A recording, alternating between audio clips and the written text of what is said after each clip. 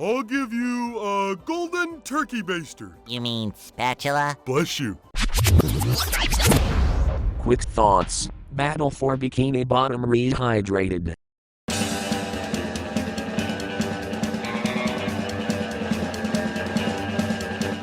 Well, I've crossed another one off the long bucket list of games I need to get around to. As someone who's fond of those early seasons of Spongebob and the ever-evolving industry of memes it's given us, I didn't get around to Battle for Bikini Bottom back in the day, but over the past decade or so, I've heard more and more people recommend it, citing it as a rare bright spot in licensed games, and as both a good Spongebob experience and a well-made collectathon platformer. It's not often that a licensed game gets the remake or remaster treatment either, as Rehydrated here has been given a full visual makeover rather than just upscaling the original assets to 3D. It felt like there was no better time to finally check this game out, but now that I have, well, I feel like a real Squidward.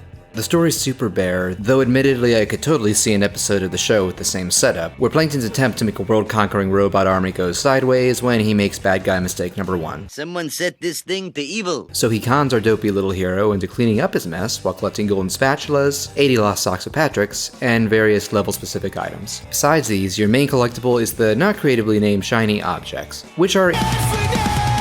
And that's not a joke. You'll get most of them from boxes and tiki heads that regenerate every time you re-enter a level. And as they're required as in-game currency to both unlock additional parts of levels or pay Mr. Krabs for more spatulas, this became the rare collectathon where I found myself in the equivalent of grinding for extra XP. That's just nuts. Also, remember how games like Mario and Banjo, they would strategically and specifically place their more common collectibles, encouraging you to explore, experiment, try new things and places. The design philosophy for objects, outside different types of tiki heads requiring different moves, is to just place them everywhere. I didn't feel the usual sense of reward or satisfaction from getting them that I do in other platformers. And this unfortunately extends to the game as a whole.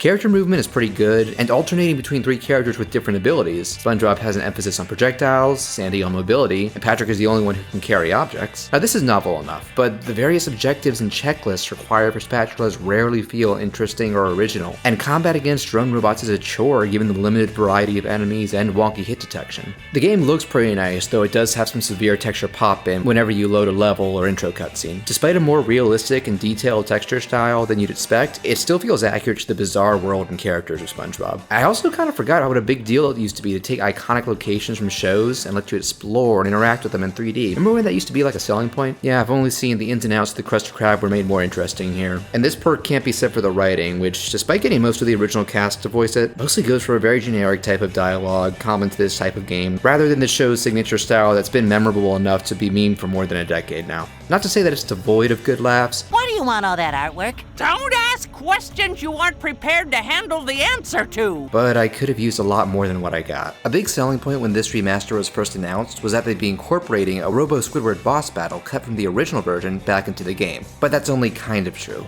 Rather than inserting it as a proper boss battle in the story, they've added a new multiplayer component that's basically a horde mode where it shoots robots at you. Now, I gave this a full playthrough. You're meant to beat it in a single 45-minute or so sitting, but the recording got corrupted, so you're viewing footage from another channel here. Which is ironic because this mode, much like trying to record it, is a total waste of time. I'll give props to developers for including online support as well as letting you pick from characters who weren't playable in the main game, but this is a bare bones and super monotonous mode, and considering there aren't any unlockables, achievements, or any real sense of progression to it, I can't think of an actual justifiable reason to recommend anyone give it a playthrough. But hey, I finally get to see how they imagined Gary attacking in this game, and it's so nonsensical and stupid that it kind of fits SpongeBob and I love it. Now again, I am not coming at this game with some chip on my shoulder. I have fond memories of this show, I love platformers, and I've had many cases where I've played and enjoyed licensed games, even when their general reception was still pretty bad. And I wasn't overhyping myself, I wasn't expecting a masterpiece, but the years of fanboy hype, the amount of reverence and fondness this game holds among both platformer and cartoon fans, the passionate speedrunning community that's brought it so much time in the spotlight, and maybe even why this remaster exists, I did expect something better. There are a lot of licensed platformers from this time that are similar in structure and quality. I just think maybe this one hit the right buttons for people in that era more than others for whatever reason. And look, if you enjoyed the original and want a good excuse to revisit it with modern bells and whistles, knock yourself out. I think you're going to have a good time with this. But if you're like me and Rehydrated would be your first experience with this game, I'd honestly say this is a title better left in the past.